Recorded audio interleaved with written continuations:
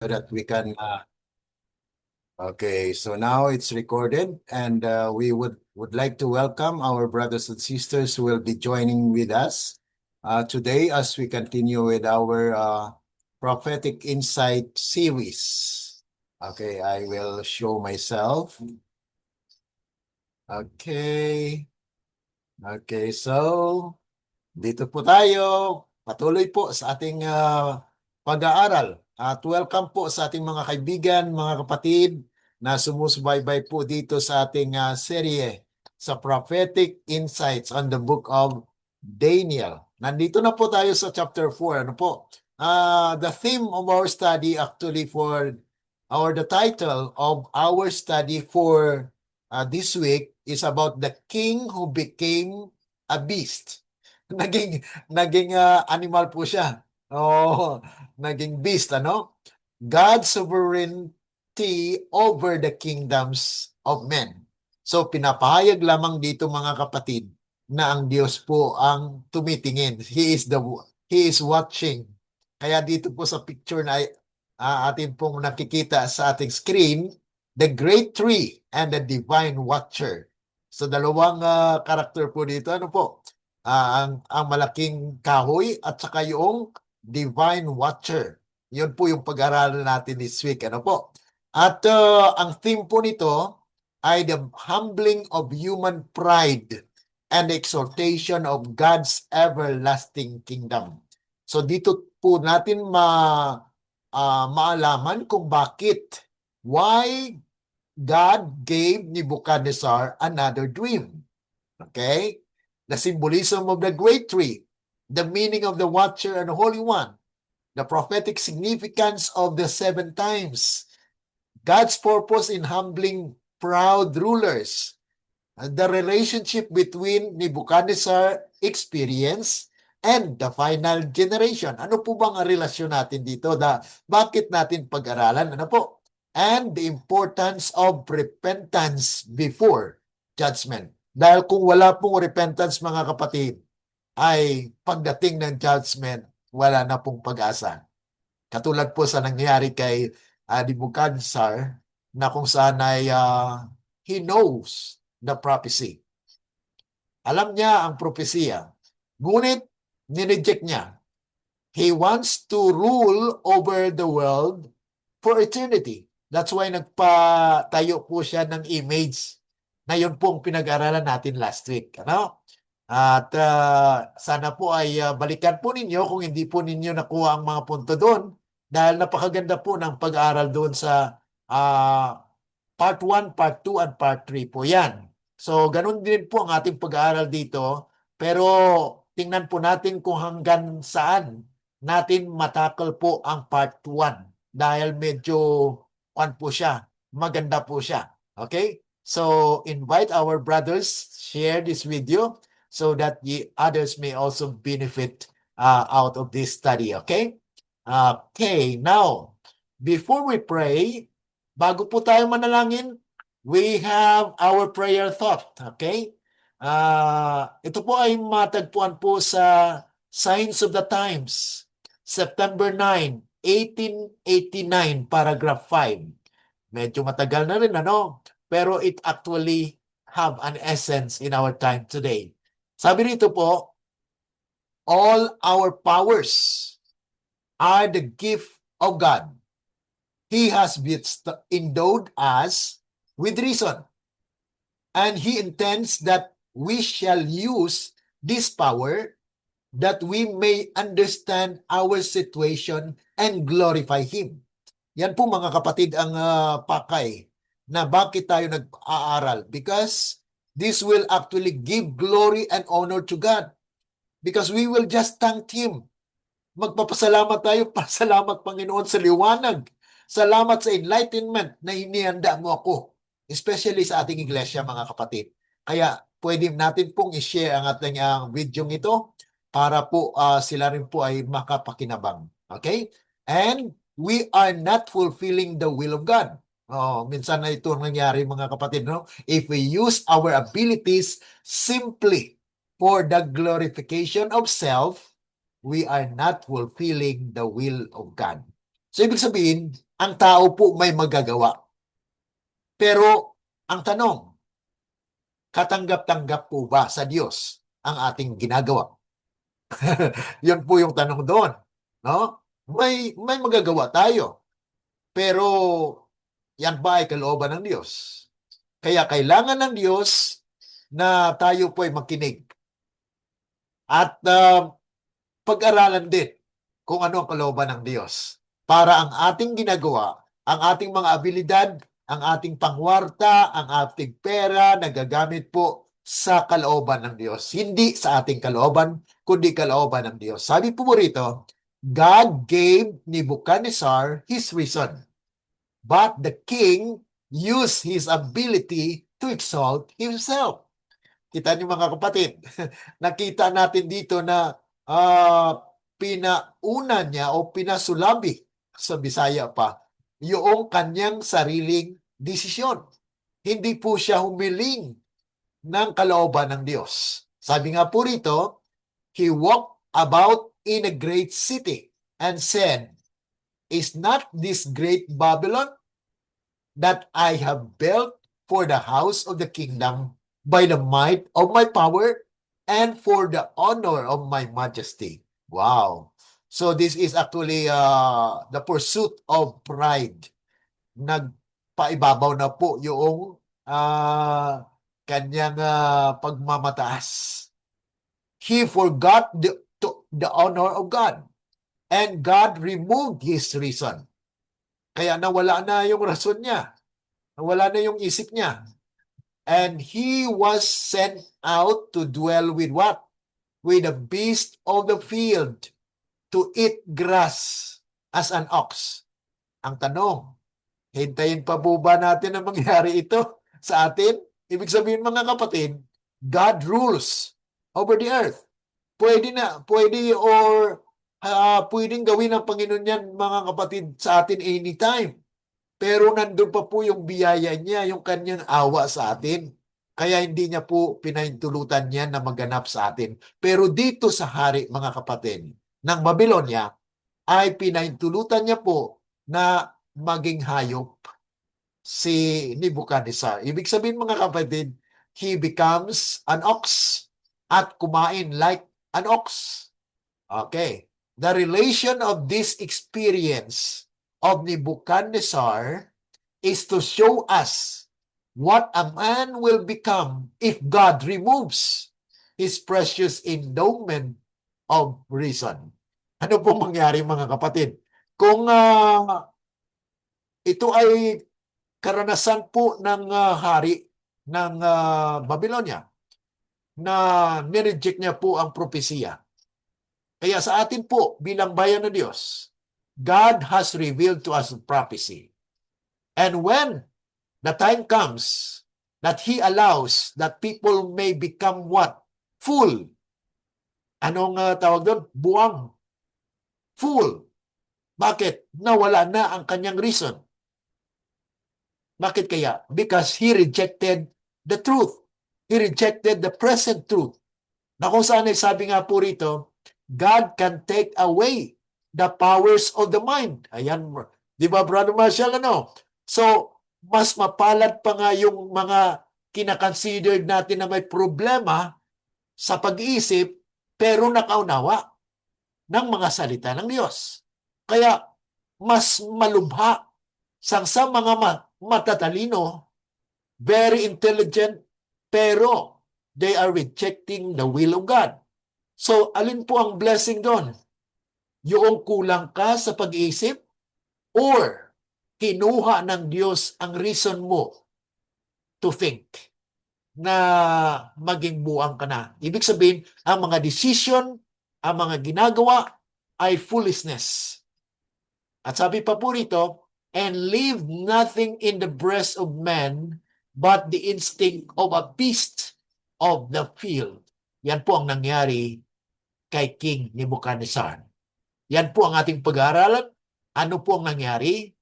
Ano po ang prophetic significance niyan? At kung may mga katanungan kayo tungkol dito sa ating pag-aaral, you can just type in our comment section and then we will try to answer them by God's grace. Okay, tayo po ay manalangin.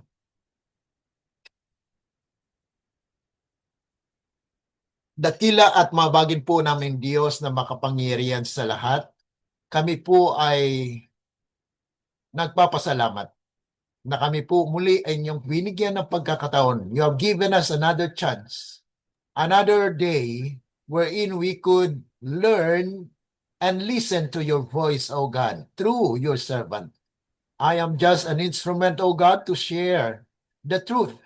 And so help each one of us, O God, through the power of the Holy Spirit, that we can get and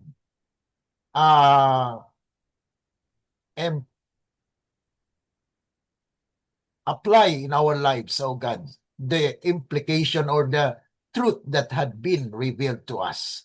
Help us and sustain us, and also help our brothers and sisters who are following this program, that you will speak to them, that the truth will emerge and will become alive in them, that you will be the God who guide them and will lead them to the truth. Thank you so much, oh God, for the assurance that you will be with us throughout our study today. We pray all these things in the name of the Lord Jesus. Amen. Okay, so dito na po tayo sa pagpatuloy ng ating pag-aaral. We are blessed because this is a very inspiring message, mga kapatid, dahil there are relationship behind in our day-to-day, that when we reject the prophetic framework of the Lord, we may become like fool. Katulad po kay Nebuchadnezzar. Okay, now, the king's public testimony. Ano po ba ang nangyari dito? Unlike chapter 2 of Daniel and chapter 3, this chapter begins with Nebuchadnezzar himself speaking. So kung inyo pong buksan ang inyong Biblia, mapapansin po ninyo, mga kapatid, ng unang pinapahayag po dyan sa Daniel ay si Nebuchadnezzar ay nagsalita. Okay, tingnan po natin, mga kapatid, at kung mayroon po kayong mga Biblia, din natin po sundan, ano po, para at least sa atin pong maunawaan na ang unang nabanggit po rito sa verse 1, chapter 4. Sabi po rito, Nebuchadnezzar the king, unto all people, nations, and languages that dwell in all the earth, peace be multiplied unto you. I thought it good to show the signs and wonders that the high God had wrought toward me. So, Nebuchadnezzar is the one saying. So, he is testifying, mga kapatid. So, he sends a proclamation to all people, nations, and languages. Ibig sabihin, universal, mga kapatid, ang kanyang declaration. This resembles the universal proclamation of Revelation 14. So, yung paghahanda, mga kapatid. So, that is a universal call. God intended Nebuchadnezzar conversion to become a worldwide testimony.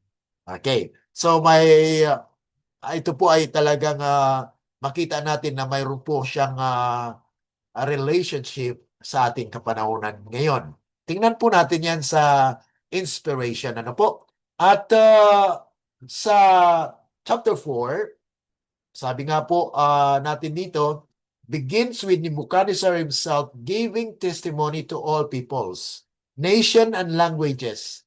The proud king who once exalted himself is now acknowledging the greatness of the Most High.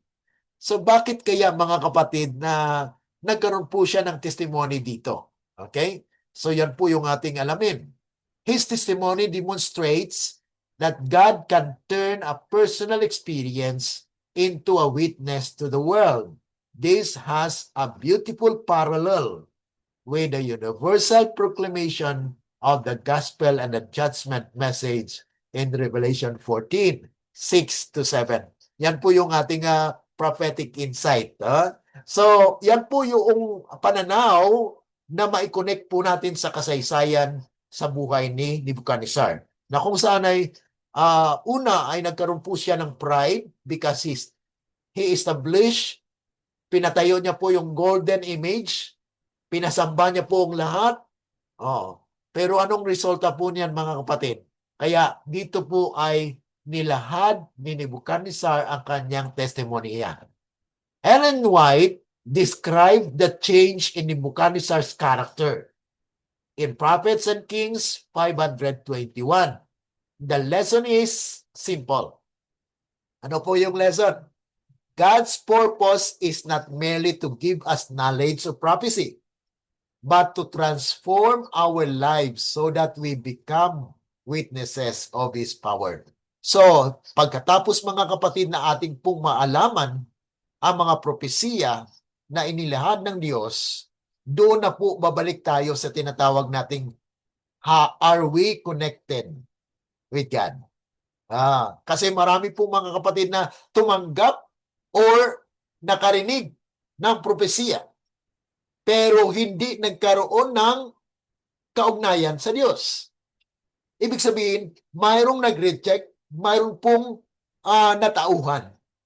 Okay. So this is where God's people are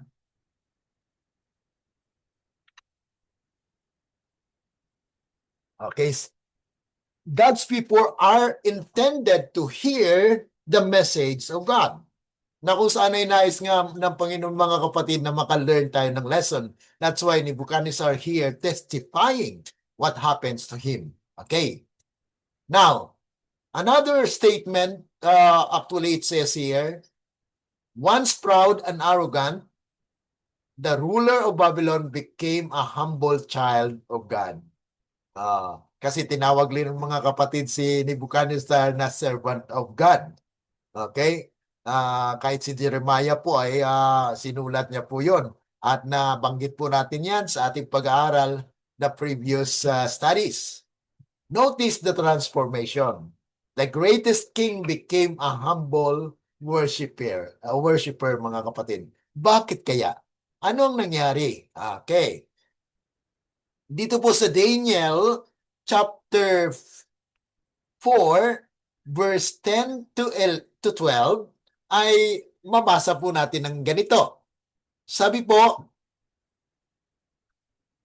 verse 10, thus were the vision of mine head in my bed. Nagkaroon po ng vision si Nebuchadnezzar. I saw and behold a tree in the midst. Okay, balikan po natin yung tree na yan. Okay, ito. Nakita niya po ang kahoy sa gitna ng lupa. I saw and behold a tree in the midst of the earth, and the height thereof was great. Talagang malaki, ano? The tree grew and was strong, and the height thereof reached unto heaven, and the sight thereof to the end of the earth. The leaves thereof were fair, and the fruit thereof much, and in it was meat for all. Wow! Napakaganda ng description mga kapatid itong kahoy na ito, na lumaki po siya, nagkaroon ng maraming bunga, at talagang nagpakain po sa marami. And then, ano pa po? The beast of the field had shadowed under it, and the fowls of the heaven dwell in the boughs thereof, and all flesh was fed of it. So dito natin mapapansin mga kapatid na itong malaking kahoy ay pinakita po mga kapatid na malaki at nagbunga naman. Ngunit mga kapatid, ano kaya ang purpose nito? Bakit pinakita itong grade 3, ano? Na kung saan ay nakita ito. Okay, tingnan po natin mga kapatid dito sa pagpapatuloy ng ating pag-aaral, no? Na sabi rito mga kapatid, his testimony, ito na po yung kanina na sinabi po natin, demonstrate that God can turn a personal experience into a witness to the world. This has a beautiful parallel in the Universal Proclamation. Yan po yung kanina, no?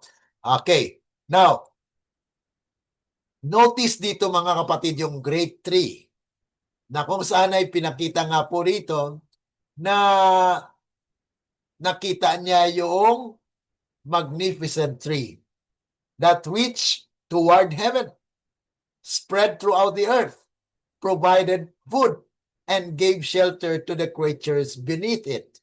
So talagang makita natin yung prosperous at progressive na paglago nitong kahoy na ito. The Bible sometimes uses trees to represent people, rulers, or kingdoms. Di po ba mapapansin po natin yan doon po sa Revelation chapter 7 na the four winds are actually withheld, that the earth, the trees, the seas will not be affected. So ibig sabihin mga kapatid, it symbolizes people na kung saan ay ginamit po yan sa banal na kasulatan. Yan po ang mga tatagpuan po natin sa Psalms 52 verse 8, Isaiah chapter 2:13, Ezekiel chapter 17:22-24, and in Ezekiel 31:3-9. That in the Bible, trees represents people. And now you have the idea what is the meaning of the tree in Nebuchadnezzar's dream. Daniel later explained, "It is thou, O king." So ito po yung nangyari mga kapatid din, hindi niya muna naunawaan yun, pero si Daniel po ay nag-explain kung ano po yung kanyang panaginip. Thou art grown and become strong. Thus, the tree primarily represented Nebuchadnezzar and his great Babylonian dominion. Ellen White connects the tree with Nebuchadnezzar's what? Ito po yung exaltation and kanyang prosperity. Yan po ay ayon sa Spirit of Prophecy. Prophets and Kings, page 514. So dito po ay mapapansin natin yung prophetic insight. Nagka-overlap po tayo dahil this is actually where the basic understanding of what had happened, and we will see the insight of this. Earthly governments may become powerful and influential, but their authority is ultimately permitted by God. Human greatness should never become a reason for self-exaltation. Kaya hindi po yan rason mga kapatid pag marami na po tayong pera, marami tayong malakas tayo, mayroon tayong influensya, at sumusunod yung tao sa atin. Hindi po yan mga kapatid. Ang Diyos po ang siyang nagbigay at nag-allow nito na He is actually the one that is in control. Kaya ang symbolism dito mga kapatid ay atin pong tingnan. Ano po? Biblical symbolism of what had been actually mentioned here. So, we will see from the Bible. Okay, tingnan po natin sa Biblia. Dahil pinakita nga po na may tree, ano? Bible uses trees as symbol of imagery in several different ways. The meaning must be determined by the immediate context. Yan po yung hermeneutics na sinasabi po ng mga pastor, mga theologian, ano? Na dapat po may konteksto na hindi tayo makakonclude na isang bagay kung hindi natin naunawaan kung ano ang konteksto ng passage na yan, ng teksto. So in Daniel chapter 4, the interpretation explicitly identifies the great tree with Nebuchadnezzar. So wala pong ang Bible itself interpret it. Dahil kung atin po yung i-interpret na sarili, that is private interpretation. Kaya we need to be actually accurate with what the Bible says. Thus saith the Lord. So while its enormous reach and worldwide benefits also represents the extent and influence of His kingdom. So dito mga kapatid ay makita natin sa pagkumpara po natin ng mga teksto. Okay? Ito po yung comparison ng mga teksto na Psalms chapter 1 verse 1 to 3, Psalms 53 over 52, paragraph 8. You can actually just screenshot so that you can also read in your spare time, okay? And then Isaiah chapter 2, verse 12 to 13. And then Jeremiah 17, 5 to 8. Ezekiel 17, 1 to 24. And then Ezekiel 31, verses 1 to 18. So dito po yung three imagery na ginamit po sa Biblia. Kaya atin pong kinumpara para maging klaro po ang ating pagkaunawa. Interpretasyon po mga kapatid ayon sa Biblia. Okay? Kaya sabi po rito, a tree planted by rivers of water. So, represents the righteous person who prospers because he is rooted in God's word. Okay, so water here represent God's sustaining power that actually bless a righteous person.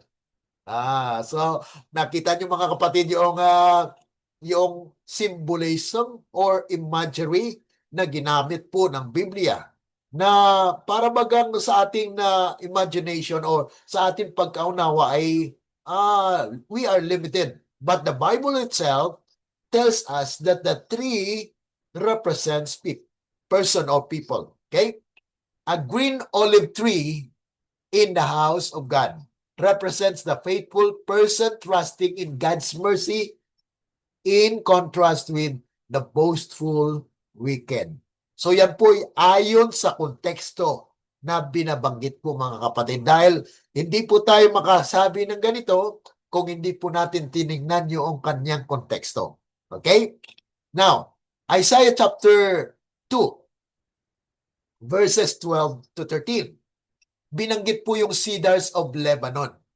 Alam niyo po yung cedars of Lebanon, it's a big tree and yet the leaves or the branches are scattered, okay, and give shadow to a vast place. Trees represent human greatness and pride that will be humbled in God's judgment, mga kapatid. So dito po mapapansin natin na the Bible itself gives us the interpretation. A tree planted by the waters. Contrast trust in man with trust in the Lord. The tree illustrates the spiritually rooted person. Kaya kung tayo po mga kapatid ay rooted sa katotohanan, then God actually has blessed na kung saan ay bagamat tayo po ay nagkakamali, nagkakasala, but yet God actually changes us. We will be transformed by the renewing of our mind through the truth that He reveals. Kaya yun po ang dahilan kung bakit tayo po ay nakikinig, nag-aaral, para tayo po ay mabusog ng pagkain spiritual. Dahil ito pong spiritual na food, yan po ang may kapangyarihan na nagbabago sa ating mga buhay. It transforms our lives. Great trees, branches, and planting.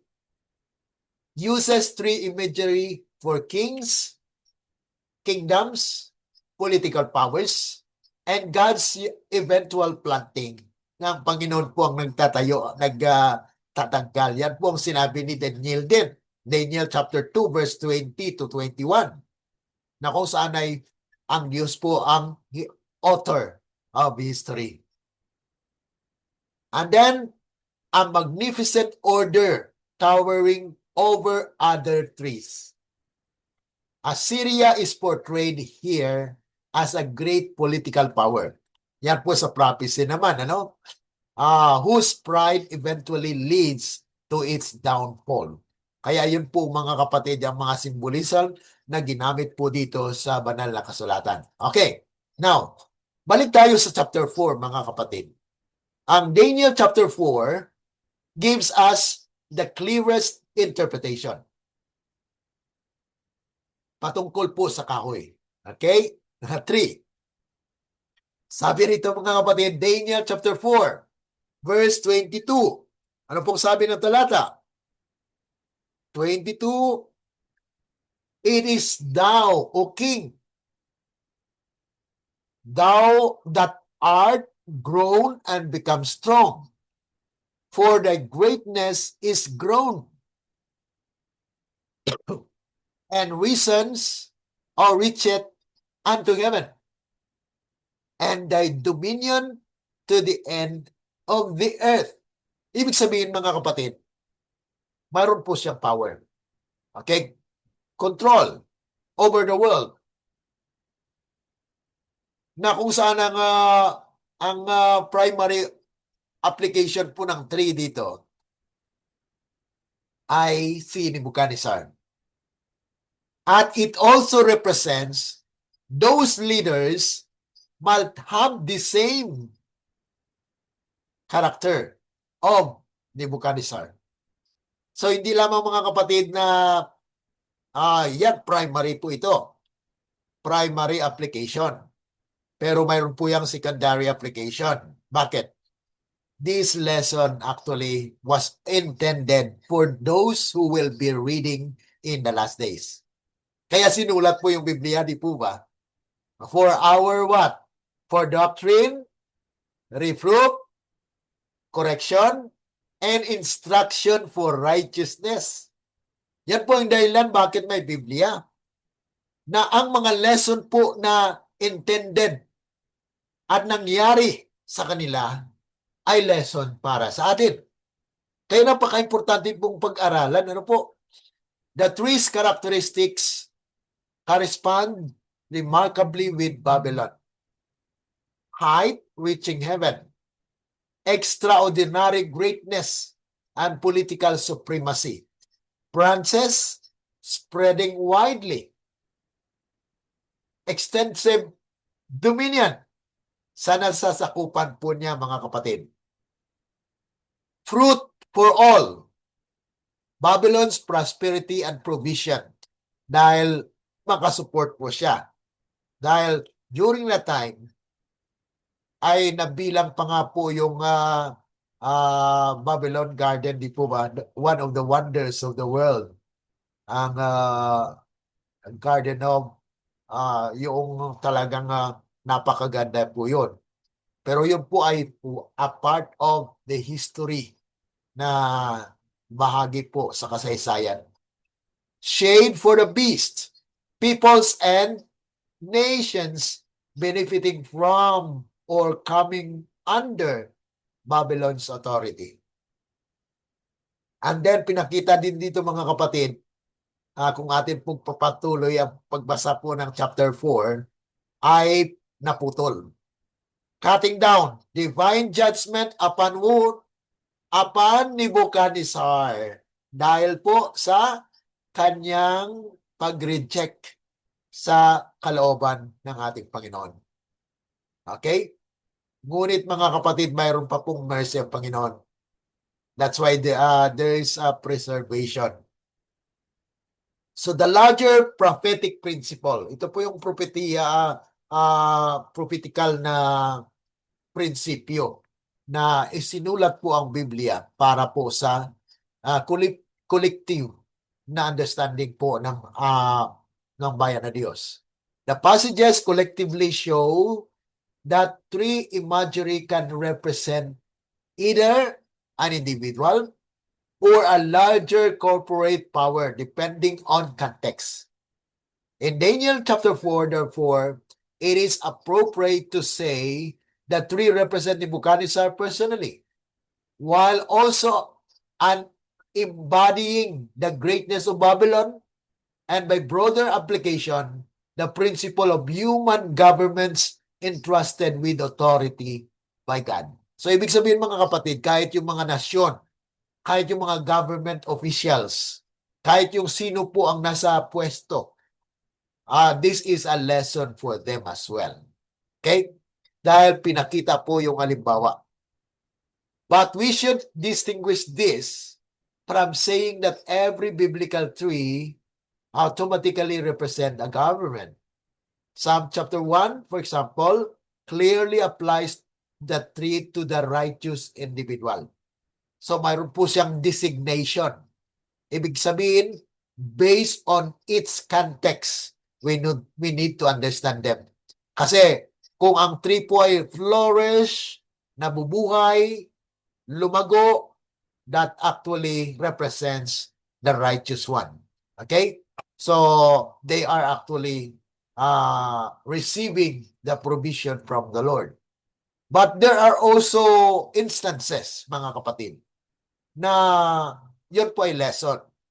Na bagamat sabihin natin na nagkulang, nawalan, pero hindi po yan nangangahulugan na hindi kabayan ng Diyos.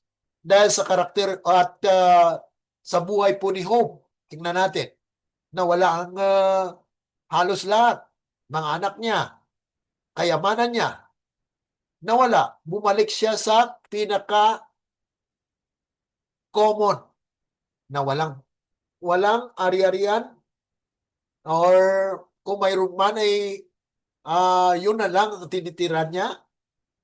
Pero ang lahat niyang ari-arian ay talagang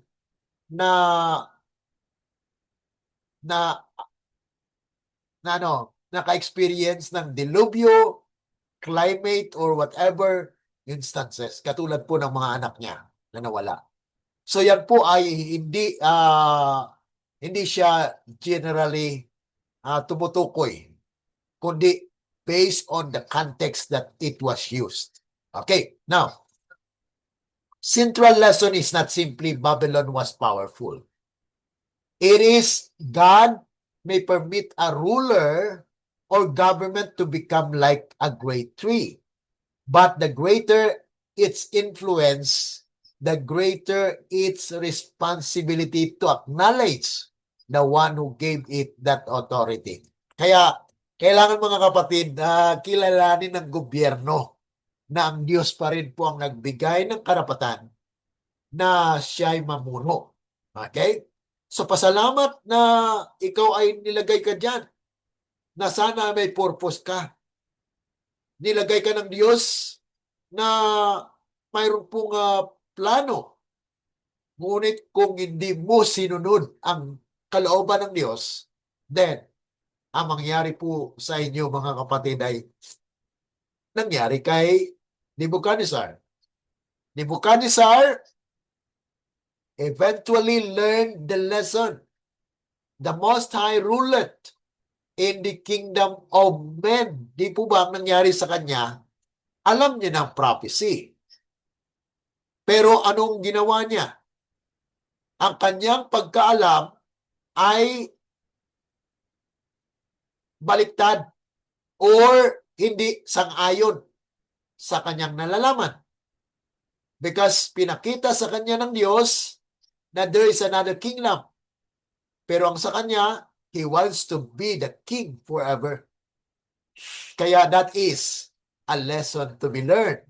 And that's why God allows Nebuchadnezzar to experience, to eat the plants that the ox subsist. Kung saan po nabubuhay ang mga ox, yung mga hayop ay doon din po siya kumain. Nakaranas po siya. Ano po? Thus, Daniel 4 points from human greatness, pride or human pride, divine judgment, humility, restoration. So that principle becomes especially important when Daniel moves from the great tree of chapter 4 to the beast and kingdoms of chapter 7. Both chapters emphasizes that earthly power is temporary, while God's government is ultimately sovereign and everlasting. Kaya dito po pinapakita mga kapatid na kung ang tao po ang namumuno nagkakaroon po siya ng pride. At minsan, kadalasan, hindi na po nasunod ang kalooban ng Diyos. Naging malala ang sitwasyon po mga kapatid. Dahil ang mangyari po sa kanya, he will reap the consequence of what he has done. And so with Nebuchadnezzar, mga kapatid, the three represent Nebuchadnezzar personally. The Babylonian Empire, human governments entrusted with authority. Ellen White comments, the dream of the great three represented Nebuchadnezzar, exaltation and prosperity. Okay. So, dito po ay napansin natin na ang pangalawang character po dito, the watcher. And verse 13, ito pong sabi ng talata dito, I saw in the vision of my head upon my bed, and behold, a watcher, and an holy one came down from heaven. Oh. So, yan po ang nakatala dito mga kapatid. A watcher and an holy one came down from heaven. The Aramaic word is conveys the idea of one who is awake and watching or watching. The passage emphasizes that heaven is not indifferent to earthly affairs. Ibig sabihin mga kapatid, hindi lang natutulog. Hindi natutulog ang Diyos. He is awake. Siya ang nakatingin. Tinitingnan niya. He watches. God observes the action of kings and nations and intervenes according to His purposes. Kaya ang Diyos mga kapatid, pag nandun na po sa kalagayan na hindi na po kaya-aya at God allows it, but yet there's an end for that mga kapatid. So Daniel chapter 4 verse 17 gives the central principle on this. The Most High ruleth in the kingdom of men. Yan pong sinabi dito sa verse 17. Akin pong basahin. This matter is by the decree of the watchers and the demand by the world of the holy ones. Wow. So may demand ang holy ones to the intent that the living may know that the Most High ruleth in the kingdom of men and giveth it to whomsoever he will and sitteth up over it the basis of men. Hindi po natin makakalimutan ng chapter 2. Ano po? That God actually reveals the kingdom of men and He will establish an everlasting kingdom. Ito po yung contrast na kung ang Diyos po ang magtatayo, it will be what? Everlasting. Ngunit mga kapatid, kailan? Okay, God tells us, mga kapatid, na ito ay hindi niya paintulutan na mangyayari for the whole history of human life because He watches over men. Okay? So, tinitingnan niyo mga kapatid, sa Daniel chapter 2 verse 21, yun po ang nag-agree sila dito mga kapatid. Ano? 2:21, sabi po rito, He revealed the deep and secret things. He knoweth what is in the darkness, and the light dwelleth with Him. So, ibig sabihin mga kapatid, ang Diyos po ay nakatingin. Alam niya po ang mga nangyayari. Kaya, don't command God on what to do.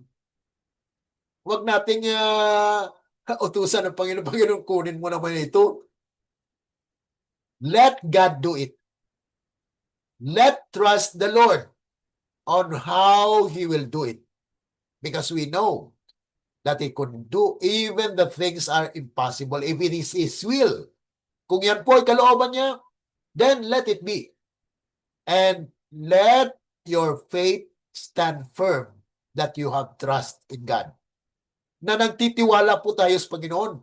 Kasi kung pinakita po yan na nakakaranas ka na ng difficulties at nag-withdraw ka ng iyong loyalty sa Panginoon, then you have been caught in the act of doubting. Di ka na nagtitiwala sa Diyos. Na sa mga discouragement, sa mga pangyayari sa ating buhay, ay bumitaw na po tayo? No, we should not. Alam ng Panginoon, He removed kings, He seated up kings. Ellen White beautifully explained this principle, mga kapatid. Education, page 173. The complicated play of human events is under divine control. Alam niya po, mga kapatid. So, He allows it. Pero hindi ibig sabihin, mga kapatid, na siya po yung parang pinaglaruan tayo. Kasi ito po ang karamihan ng mga rason ng mga atheist. Bakit po, mga kapatid? Para bagang nilalaro tayo ng Diyos, ang sabi nila. Na para bagang masaya ang Diyos. No, mga kapatid. He wants us to learn lessons. Hindi po nakuha ito ng mga atheist, yung mga hindi naniniwala sa Diyos. Marami po ngayon, mga kapatid, ang mga tao na dati ay maging masigasig sa mensahe, pero dahil sa karanasan sa kanilang buhay, disappointment, frustrations, discouragement, yan po ang nagtulak sa kanila. Bakit hindi na sila maniwala sa Diyos? Kaya yun po, mga kapatid, ang kalagayan na hindi nais ng Diyos mangyari. Ngunit, nasa atin po. Yan po yung freedom of choice. Nandun po yung ating pagpili. Ngunit ang Diyos, mga kapatid, nagnanais sana na ang lahat ay maligtas. Sabi nga po dito, she continues that Scripture draws aside the curtains so we can see heavenly agencies working out God's purposes. So, ibig sabihin, mga kapatid, may mga kaparaanan ng Diyos kung paano po maganap ang kanyang kalooban. Just wait for the right time where God will actually do it because He will not allow the righteous to be ruined. Even so, those people who might be called, bagamat nandun sila sa kalagayan na nawasak ang kanilang buhay or nawala or naghirap o nakaranas ng frustration. Ang pananaw po dito na makahula, what appears to humanity as political confusion is not outside God's knowledge. Heaven watches, God knows, and God remains sovereign. Dito po natin makikita yung itong comparison, mga kapatid, para matingnan po natin ng squarely. Okay? Kaya nagbigay po tayo dito ng mga passages that has the parallel. Atin pong isa-isahin. Genesis chapter 18. Ano po ang laman ng Genesis 18? Heavenly visitors intervene in human affairs. Ano pong nangyari doon? Abraham receives heavenly visitors who bring a message concerning Sodom and Gomorrah and God's promised blessing to Abraham.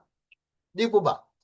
So alam ng Panginoon na ang Sodom at Gomorrah ay naging malala ang kanilang kalagayan. Kaya God sent a messenger na binigyan po sila ng warning. And when they turn out to believe, then they will be saved. But if they will not, then it will be destroyed. So yan po, mga kapatid, ang ang pinapakita dito mga kapatid, no? Shall I hide from Abraham the thing which I do? Eh sabi nga po sa Amos 3:7, di po ba? Ano pong sabi doon? Surely God will not do anything unless He reveals them to His prophets. So, ibig sabihin mga kapatid, bago pa man mangyari ang mga bagay, God reveals them so that we will be ready. Yan po yung prinsipyo at yan po yung pagmamahal ng Panginoon. Yan po yung biyaya. Kaya pinapag-aralan po natin na hindi lamang, yes, we know the basic fundamentals or the foundational of our salvation. But yet prophecy is also necessary because this is a present truth. The present truth that will guide us into the right path where we can dwell and see Jesus. So ang lesson dito mga kapatid, heaven knows what is happening on earth and God reveals His purposes to His servants.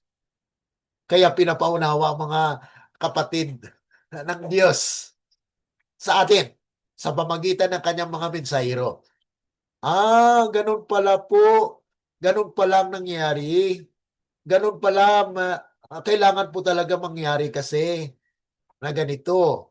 Because he had been actually in prophecy. Nakaprophesy na mangyari ito at yung tunay na mga tinawagan ng Panginoon ay nakakaalam at nakaunawa nito. Okay? Connection with Daniel 4. God knew Nebuchadnezzar's condition and sent a warning before judgment. So, pinigyan po siya ng pagkakataon. Ganon din po ang sa atin. Okay. Pangalawang teksto mga kapatid. Dito sa Psalms 34 verse 7. Ano pong sabi? Angels protect God's people. So, hindi po nagpapabaya ang Panginoon. Bagamat mangyayari po aksidente, kung may namatay man, it is God allow. Kung may nabuhay, that's God's protection.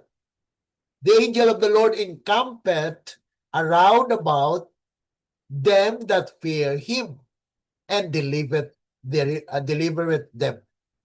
So, ang Diyos po ay nagpapadala ng mga anghel na magbabantay po sa atin.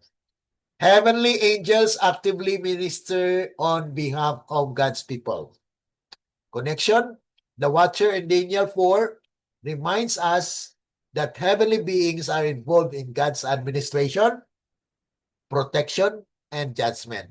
Napakaganda mga kapatid, ano? Okay, pangatlo po, Ecclesiastes 5:6. Heaven observes human conduct. Nakita po yan ng Diyos kung ano po ang ating ugali. Kung ano po ang ating behavior. Kahit nakatago o lantad man. Kahit hindi naunawaan o na-misinterpret ka, alam ng Panginoon lahat yan. Neither say thou before the angel that it was an error.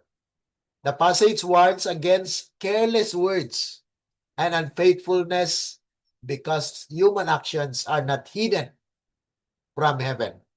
Lesson, we live under divine observation and accountability. Kaya kahit tago po yan, ginagawa natin, alam ng Diyos. So we cannot hide God. So kung tayo po ay tinawagan ng Panginoon, then be careful and submit to the Lord. Lord, hindi ko kaya to. Minsan ay nagtatago ako. Pero kasalanan. Tulungan mo ako. Yun po yung nais ng Panginoon. Connection. Nebuchadnezzar could walk through Babylon believing that his power was his own, but heaven was watching. So yun to mga kapatid, kahit anong ginagawa natin, alam ng Panginoon yan. Hebrews chapter 1 verse 14. Angels are ministering spirits. Are they not all ministering spirits sent forth to minister for them who shall be heirs of salvation.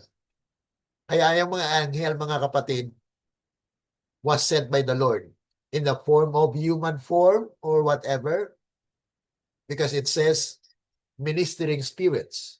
So it can use actually human, and that spirit will actually come to minister and use persons to minister to you physically.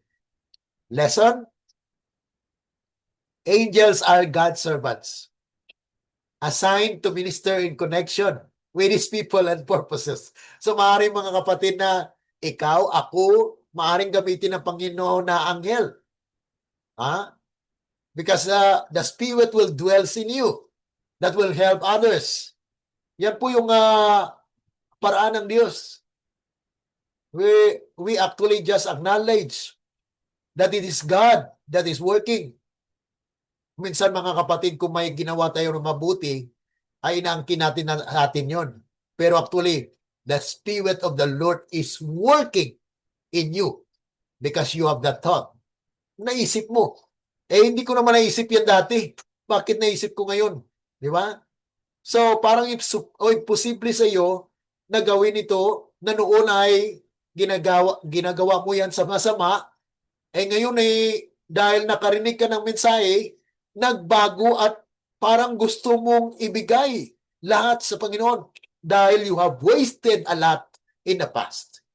That is actually conversion. Na-convert ka, mga kapatid. You are convicted that you are nothing before the Lord and you are now giving all for Him. This helps establish a biblical framework for understanding the heavenly agencies presented in Daniel 4. Yan po ang kagandahan ng Daniel 4. Na minsan ay atin lang pong dinadaan-daanan. Pero napakaganda, mga kapatid, ang mga mensahe dito. Although Ellen G. White does not identify the watcher by name, she consistently teaches that heavenly intelligences supervise earthly kingdoms. The complicated play of human events is under divine control. Kaya, these are all the orchestration of God to what? To manifest and to be evident that He rules and controls. Okay? Kaya ang sinasabi ko, mga kapatid, if you are not controlled by God, then who controls you? Yan lang po, mga kapatid. Dahil dalawang power po yan na nagkocontrol sa lupa. Again, in the annals of human history, the growth of nations, the rise and fall of empires appear as dependent on the will and powers of men. But in the Word of God, the curtain is drawn aside, and we behold the agencies of all merciful one silently, patiently working out the counsels of His own will. Education pages 173 to 174. So this passage beautifully explained Daniel chapter 4. Wow. So napakaganda, mga kapatid. Now, ito tingnan natin ito ay medyo maiksi na lang panahon natin. We will just use these 2 minutes. Hewn down the tree and cut off his branches. These represented the coming judgment upon Nebuchadnezzar. So there is a judgment, but there is a remarkable qualification. Nevertheless, leave the stump of his roots in the earth. The tree would be cut down, but the roots would remain. Why was the stump preserved? Bakit, mga kapatid? Because judgment was mingled with mercy. Yan po yung doon, bakit hindi pati yung ugat ay talagang tanggalin na. Hindi ganun ang Panginoon, mga kapatid. No? God actually has mercy. God was not seeking Nebuchadnezzar's destruction. Hindi niya po tinitingnan na ma-destroy talaga. Minsan, mga kapatid, ang tao ay kung nagkamali yung isa, ay gusto niya, ay tanggalin mo na lang yan, Panginoon. Patayin mo na lang yan. Yan ay hindi po espiritu ng Diyos. No? Daniel even appealed to him beforehand. Sa dito mga kapatid, he was seeking his repentance and restoration. Daniel even appealed to him beforehand. Break off thy sins by righteousness and thine iniquities by showing mercy to the poor. Eventually, Nebuchadnezzar was restored and confessed. Ayan, napaganda mga kapatid. I, Nebuchadnezzar, praised and honored God, him that liveth forever. Di po ba? So tinawag po siya na servant, bagamat siya po ay naging instrumento sa pag-destroy ng Jerusalem. Nakita niyo mga kapatid, mamatay tao ito si Nebuchadnezzar. Pero ano ang last niya na kung dito mga kapatid? Binigyan po siya ng pagkakataon. God wants before He judges. And His corrective judgment can open the way for repentance and restoration. This principle is seen throughout the scripture, mga kapatid, na bago pa man ang judgment, mayroong warning na kung saan ay ito po ay awa ng Panginoon. God never destroys without first warning, nor does He remove His promises because of His judgment. Nandun pa rin ang pangako ng Panginoon, mga kapatid. Bagamat nandiyon po yung consequence of sin, but yet, when we repent, there is still hope, mga kapatid. So, as a close, these are questions. Why did God preserve the stump? Actually, we will discuss this one in the question and answer, okay? But yet, because of our time, it's limited. Heaven watches, God warns, judgment comes, mercy remains, and God desires His judgment to lead His people to humility, repentance, and restoration. Kaya bukas mga kapatid, huwag po tayo mawawala dahil the next part, 7 times of humiliation. Daniel chapter 4, verses 19 to 33. Napakaganda nito mga kapatid. Ang theme natin bukas sa pag-aaral, pride goes before destruction. Bago pa man ang destruction, mga kapatid, nandun yung pagmamataas. Kaya all those people who are nagmamataas ay will be destroyed. So let's pray mga kapatid na hindi po tayo makabagi. We need to open our hearts and mind. We need to listen and lay our burden to the Lord. Let's pray for our closing. Loving Heavenly Father, once again, our God, we'd like to thank you and praise you for the messages that we have heard this afternoon. And may your continual guidance be upon your people, O God, those who are following this video presentation in YouTube and Facebook. May your Holy Spirit will linger and will speak and remind us that we need to come to our senses, that we are nothing before thee, but yet you are giving us something to consider about, and everything will be given. Thank you so much, oh God, for the opportunity of knowing the truth, and this will leave us free from any condemnation, because you have mentioned that judgment mingled with mercy. When it comes to the end of our lives, we may have the full conviction that you rule in our lives, that we allow you to guide us, to control us, and to lead us into the right path. Thank you so much, oh God. Dismiss us with a blessing this afternoon, we pray, in the loving name of our Lord Jesus. Amen. Let the words of our mouth and the meditations of our hearts be acceptable unto thine sight, O Lord, our strength and our Redeemer. Amen. Amen. Maraming salamat. God bless you, mga kapatid. See you tomorrow for the next study. God bless. Bye po. Okay. Bye-bye po. God bless. Bye-bye.